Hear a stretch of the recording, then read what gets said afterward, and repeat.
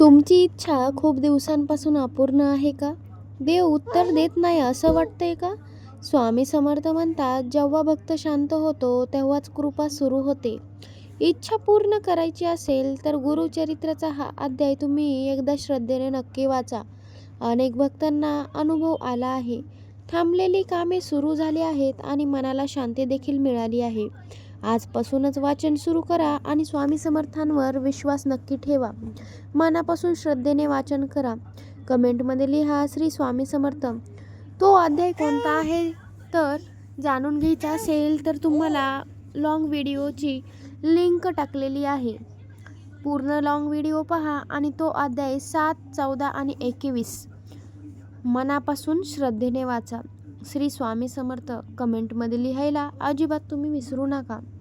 स्वामी समर्थांची कृपा तुमच्यावरती सदैव राहावो हीच नम्र विनंती.